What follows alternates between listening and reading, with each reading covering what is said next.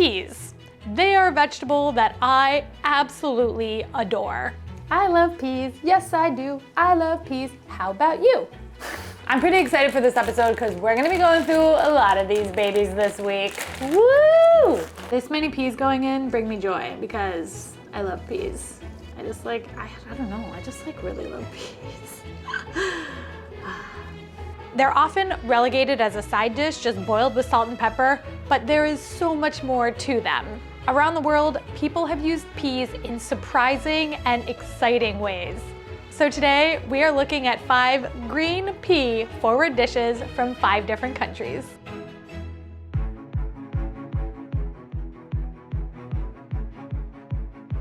Hi, my name is Theresa, and I'm from the Kansas City area, so in the Midwestern region of the United States.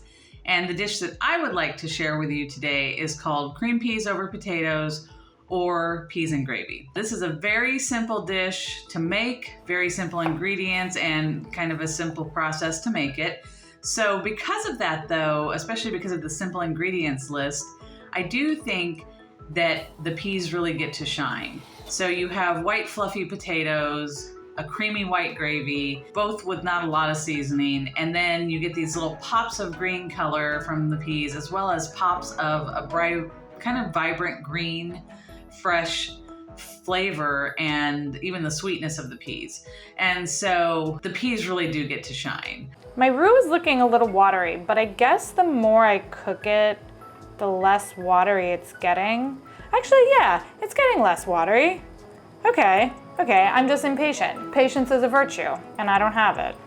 But this is, oh, no, we're okay. False alarm, we're okay. I love peas though, yes I do. I love peas, how about you? I honestly though, yeah, I love peas. I'm pretty excited for this episode because we're gonna be going through a lot of these babies this week. Woo! This is a dish that my mom would make for me when we were growing up. She wouldn't make it very often, so it was kind of a treat when she would make it. But her mom would make it when she was growing up, oftentimes when they were needing to stretch the budget a little bit, because it was definitely filling and hearty. But sometimes it would even be when they lived further north, it would be just kind of to stretch the number of days between grocery store trips because of the weather, when the weather would get really bad and the roads would get really bad. Changing spoons to my favorite utensil. This is for cooking, it's for eating, it's for living. I live and die by wooden spoons. Basically everything in this dish are pantry items. And that's another thing I like about this dish. It feels pretty accessible. Most people have the few ingredients on hand to make the dish. So for me, when I have it, it kind of feels like a warm hug from my mom and my grandma. And I hope when you try it, that it feels that way for you too. I honestly think Theresa is onto something because this dish took like 10 seconds to make. Okay, I mean, obviously not 10 seconds. It took like 20 minutes, but also we were filming, so keep that in mind. The only time was boiling potatoes. Somebody told me that I blow on food weird. Why are the comments like this?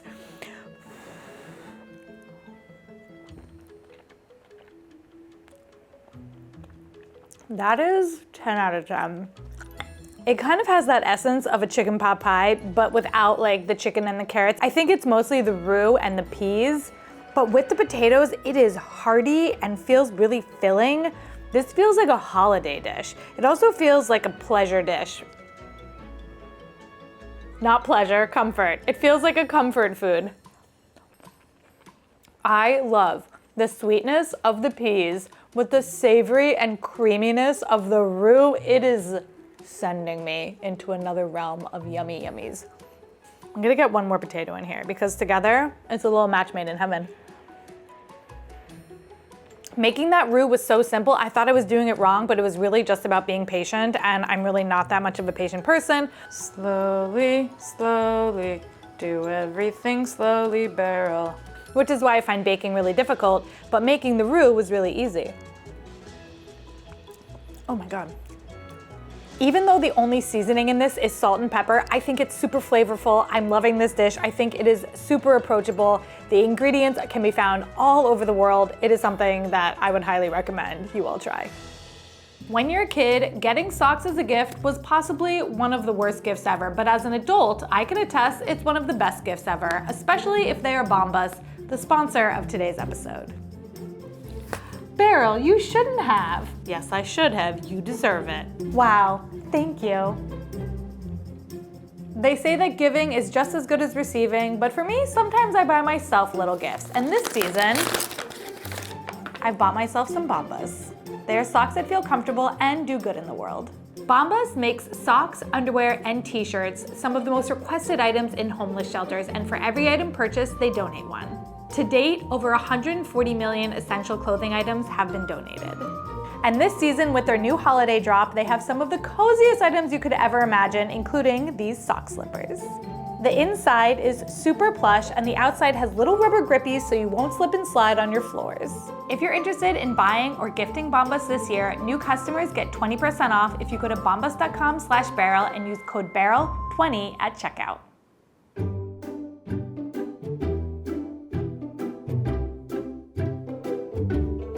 Hey Beryl, hi everyone. This is Ipsita from Kolkata, India, and I am here to talk about Koraishutir Kochuri, a deep-fried flatbread stuffed with peas. It has a crunchy exterior and a soft interior with a hint of spiciness from ginger, chilies, cumin as a fatida, and it is paired with the natural sweetness of the peas. All of North India has some kind of stuffed flatbread depending on the region, but this one is a classic Bengali wintertime delicacy.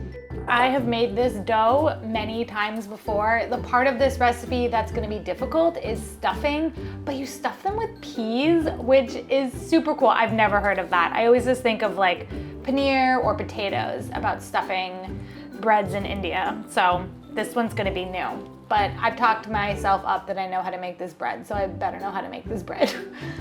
It can be made anytime, but the fresh new peas in the winter give it a little more depth of flavor. It's so sticky. I don't know what, oh no. I literally just said I was good at making this dough. I don't know, I put too much water in it. Oh, come on, Beryl. Well, that was a humbling experience, but I got there. So now it's gonna rest for 30 minutes. It is a special day to me because peas are one of my most favorite It's time for peas. veggies, and I have a lot of fond memories associated with it. I don't think I've ever blitzed peas before to make a pea paste. But have I? No, I don't think I have. This will be a first. This will be a first.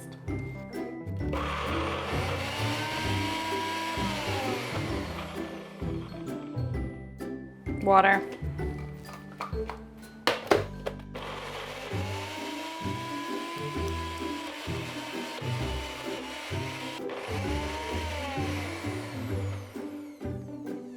I think I did it. Whenever it's winter, my family would bring fresh peas from the local market, and we would all sit together in the sun and de-shell them and have a little chit chat with a cup of tea probably. Then somebody would be kneading the dough, another would be making the filling. I personally would always stuff the dough balls and seal them because then I get to eat a little bit of the filling by itself. And finally, when it's time to eat, you see the vibrant green peeking out through the golden translucent exterior, and you poke a hole in it. I've burnt myself 1,000 times. And then you eat it with a side of legume or potato curry.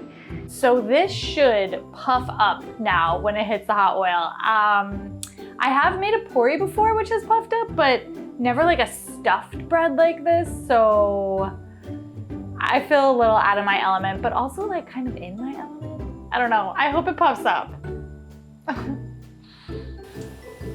Come on, puff up. Puff up. Come on. You got it. Ah, fork. It's because it has a hole. Okay, not my best. Not my best. Okay, here we go. Next try. I think the key is to not roll it out too thin because if you have a hole, then it's not gonna puff. That's my expert opinion now. Oh, come on. Yes, yes, yay! Oh, that was satisfying. My little cooktop just died, so we're gonna go to my real oven. Oh, I'm out of gas, my bad. I don't know if this one's gonna work. I think it had a hole though. Damn it. This one's a little thick, so I don't know. I think this one was too thick. Come on, baby. The oil was too hot? What went wrong? I had one good one. Oh my God, that was so hard. I feel like I only got 2 that truly puffed up. The rest are gonna, like, they're supposed to puff. Mine just kind of were like, meh. I need an Indian auntie stat. Someone send one to help me. Come on, come on. You can do it. Just a little more. Yes, yes. Oh my God, do you see how puffy it is? I was moving to clean up and I found 2 more doughs and it was like the Indian auntie prayer was answered because look at how puffy it is. Yes, yes, pea redemption. I love this dish. I hope you enjoy this as much as I do with your loved ones. I'm so excited for this episode because peas, as I said, are my favorite. I love them. So have a good one. Bye. Ipsita, you really tested me with this one, huh? This one was a little bit difficult and caused a lot of stress in my kitchen. I think ultimately I got 3 good ones and I made like 8 okay ones. I think bread, no matter what, is gonna be good, but I didn't get the full puff on any of them. But I think it looks pretty good, and you can see the green through them.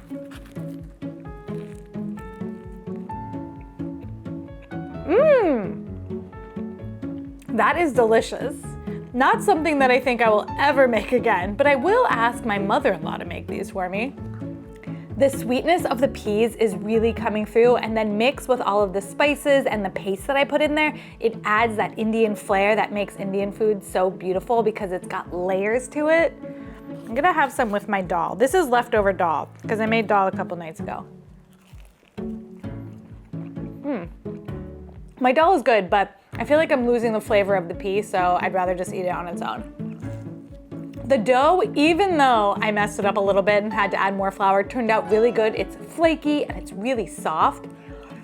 I'm trying to like talk really positive, but honestly, I'm just still thinking about how stressed I was in the kitchen.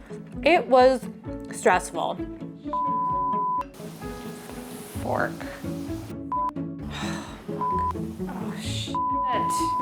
Mostly because I wanted to get it right so badly, and I've made pori ones before and I have gotten it right. I think with the filling inside, that's what made it more difficult. I don't know, this was just hard to make, but like ultimately I kind of got there. Like this one is pretty good. You can also see the peas in the middle. It's got a nice puff. You can see it on the sides. Except that I only really have like one of these. I think it'll still taste okay. They don't have that puff. It's unfortunate. So I don't know how many of you are gonna be inspired enough to try this dish at home, having known that I struggled like a donkey in the kitchen, going uphill, like a donkey going uphill with a heavy cart. That's how I felt. Good analogy, Beryl, good analogy. I do have extra pea paste, and I think that would be really good on toast. So if you want to make the pea paste and then try that on just like normal bread, I think that would be really good. Or you can make like an Uncrustable and toast it, and that would be like a similar type of thing to this, just not fried in oil. I like the idea of making an Uncrustable like this. I do think it would work. I do think you would get halfway there. Just toast your Uncrustable. I'm gonna eat one more and then, that one's airy. Can you see that? Can you see the air in there? That's got the puff. Yeah. Hello, hello, hello, hello, hello. Anyway, this was great. It was hard, but it tastes delicious.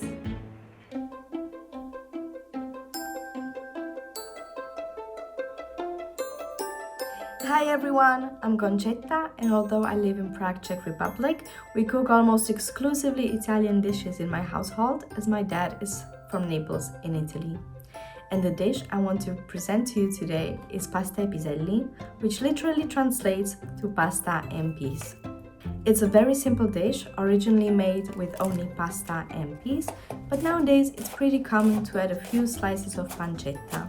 The traditional cooking method consists of cooking the condiments first, then adding water and cooking pasta in this broth.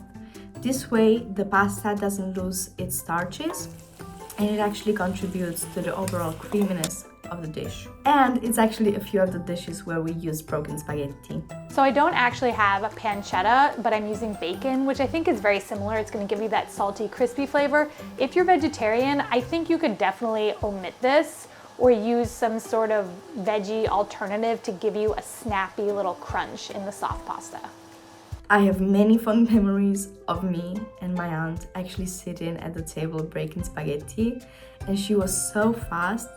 And as a child, I was so envious of that because my teeny tiny hands just couldn't do it as fast as she could. Pasta piselli may seem as a simple dish, but it offers a variety of textures and flavors I truly enjoy. So Concetta said that we're gonna be breaking the pasta, which feels a little naughty to me. I've never broken spaghetti before. Pasta for one, that's like, how much is that? I think it's, is this pasta for one? I think so. Okay, here we go. Ah! A million Italians just cried. Okay. The pasta is cooked al dente, which contrasts with the creaminess of the sauce, and the peas are so sweet, which pairs so nicely with the saltiness of pancetta and the parmigiano. Pasta piselli allows the peas to take a center stage, and it's showcasing how a simple ingredient can turn a dish into something truly delightful.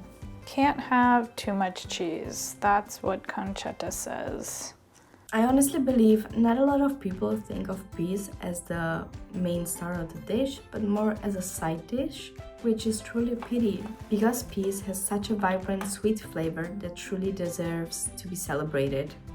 Nowadays, pasta piselli is pretty well known all across Italy, but it still remains a staple in our southern Italian cuisine. So try pasta piselli, as it's a perfect dish for when you're not in a mood for cooking, as it's done in around half an hour. Thank you and buon appetito!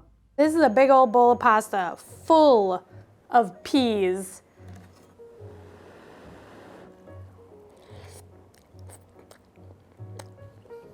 Whoa, that is delicious. That coats your mouth. This reminds me of the cauliflower pasta that I made in the cauliflower episode, where you cook the pasta down and you don't drain it out of the water, so all that starch makes the sauce itself. And by doing that, it coats the pasta in this beautiful, almost creamy-like sauce. The peas and bacon are adding so much sweetness and saltiness to the pasta that it feels super well-rounded. I love it. Obviously, if I had pancetta, the pieces would be a little bit thicker, but I honestly think that bacon is a really good substitution, so I think I'm still getting the whole vibe of what this dish should be. This was so simple to make. It was a beautiful one-pot dish that I think anyone would like. The craziest part of this was breaking the pasta. But this recipe came from Italy, so I don't think I should get in trouble for doing it. I do see how the broken pasta is kind of nicer because with the small peas, it makes it so you can eat it a little bit easier. Like I'm eating it with a spoon. I mean, I eat everything with a spoon, but I'm also eating this pasta with a spoon. I just am loving this combination of the creamy pasta, the salty bacon, the sweet little pop of peas. I love peas, yes I do. I love peas, how about you? The peas are the star, and they are getting an Oscar.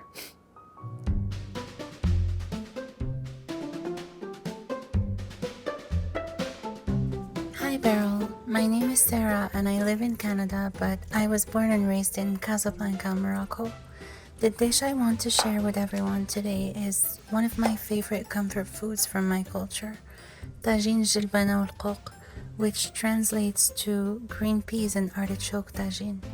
Tajine is a slow-cooked stew made of a protein and specific combinations of vegetables, as well as spices and sometimes dried fruits and nuts. My eyes are really hurting right now. I know you all said to put your onions in the fridge or wear goggles, but I didn't do any of that. Now I have the repercussions of my actions. and they really are burning.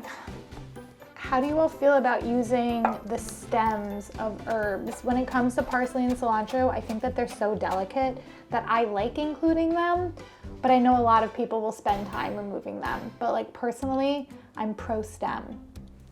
The tajine I'm talking about today is traditionally made with green peas and artichoke hearts, beef or lamb, and spices.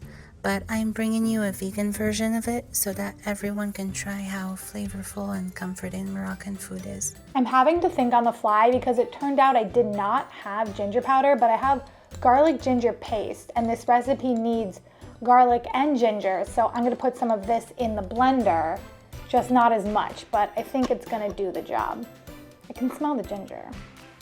Tajine is the most common dish in Morocco, and it's named after the clay pot used to cook this dish traditionally. Nowadays, most people use a regular pot to cook the dish, but the name of the dish hasn't changed. Tajine is not one specific dish, it's the Moroccan word for stew, so there are countless variations of tajine. It's a lot of onion.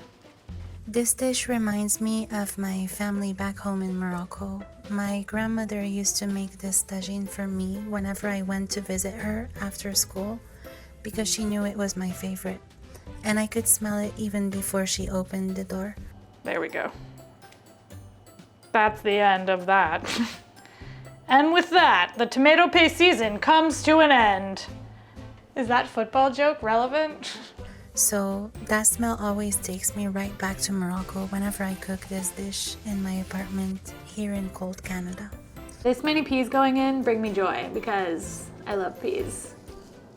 I just like, I don't know, I just like really love peas. These artichoke hearts I was able to buy shredded, pre-cleaned. So it's just artichoke hearts going in. Look at this bag. Artichoke bottoms. You can just buy the hearts, which I had no idea was possible. It's so difficult to get to the hearts, and they just come frozen.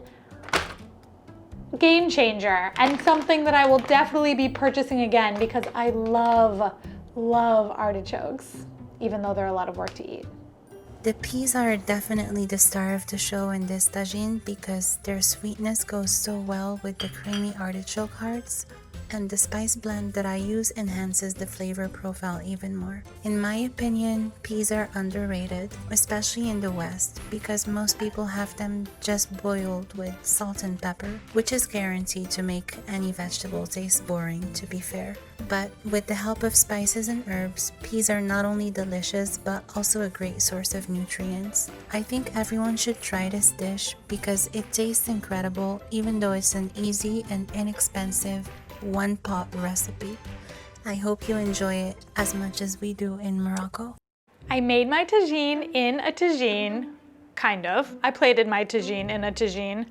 These artichoke hearts are looking delicious, and I've swapped out my typical spoons for some metal. Oh, they're soft though.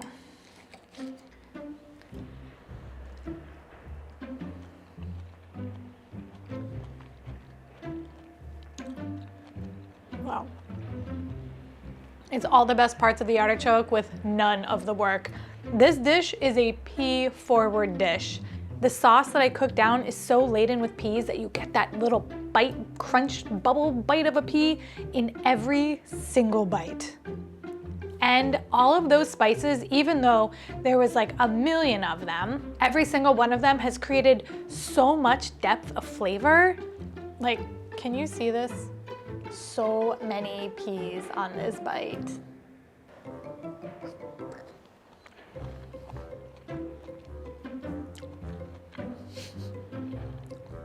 I can't help but smile every time I take a bite. Finding the pre-cut artichoke hearts in a bag was a game changer for this. And Sarah said that this dish is usually a meat dish, but I love her vegetarian version. It is hearty. The artichoke hearts feel very fulfilling. Like you don't feel like you miss the meat. I don't miss the meat, that's for sure. All of the herbs cooked down, and I do think that you can taste them with all of the spices. That's a lot of herbs. The bite of the artichoke, the poppiness of the peas, and that depth of flavor from the sauce makes this feel like a dish that is super, super special. It's something that I feel like I've never tasted anything like it before. And while it wasn't the simplest dish to make because there were a lot of elements to make it, you can taste the work. And I think the work was worth the work. The work was worth the work. You know what I mean, right? It was worth it.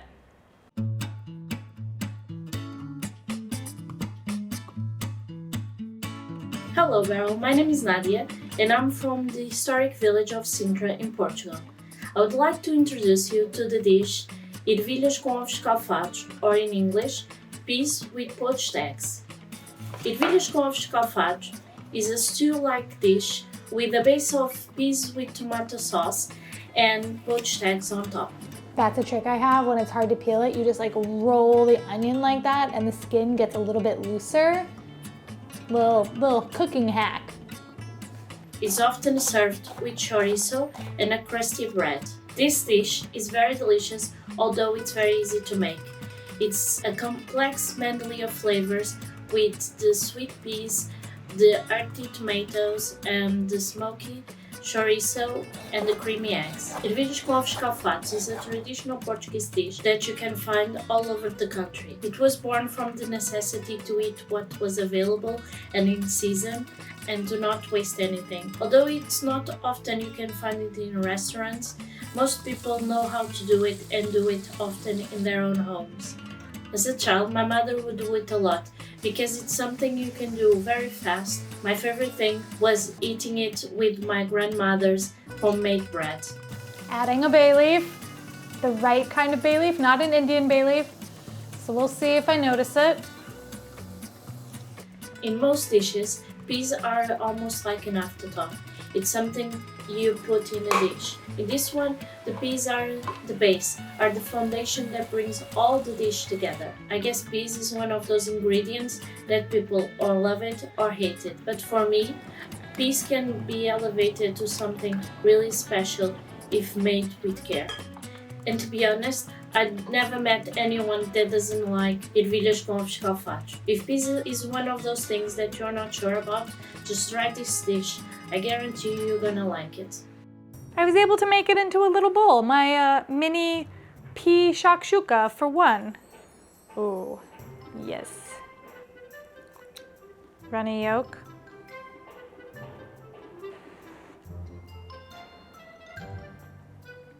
Let's get some peas. The peas are really good. I like the bacon as well. With the eggs, it honestly, like, this is shakshuka, just made with peas instead of a lot of tomatoes. That's a lot of peas.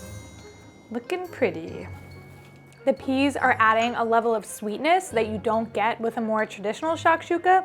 The only thing that I'm surprised at is that there were really no other spices. The spices just seem to come from the meat. Like the bacon is salty, you know? And the chorizo has its own sort of flavor, but there's like a little part of me that wishes that there was a little more going on here. It's definitely a fun way to eat eggs, and it's easy to get a runny yolk when you're cracking them into a sauce like this because they cook very, very quickly. I don't think I ever thought about cooking eggs in peas. I think that's definitely a surprising thing for me. It's a fun breakfast. And I think it's a breakfast that would surprise people. Nobody's expecting you to bring out, you know, poached eggs in a pea and tomato sauce. I'm not usually a huge fan of egg yolks, only when they're slightly runny, or like in a jammy egg, I like egg yolks. But other than that, I'm an egg white kind of person. I find yolks to just be like thick and creamy in a way that I don't really like. I think this was super interesting and made me look at peas in a very different way, that's for sure. I hope you enjoyed this episode all about the green pea, and I hope that it's inspired you to do more with it than just put salt and pepper and steam them on the side of the table. Don't forget that all the recipes for all of the dishes are in the description, as well as other things that I've spoken about. And until next week, here's a carrot and a cauliflower episode.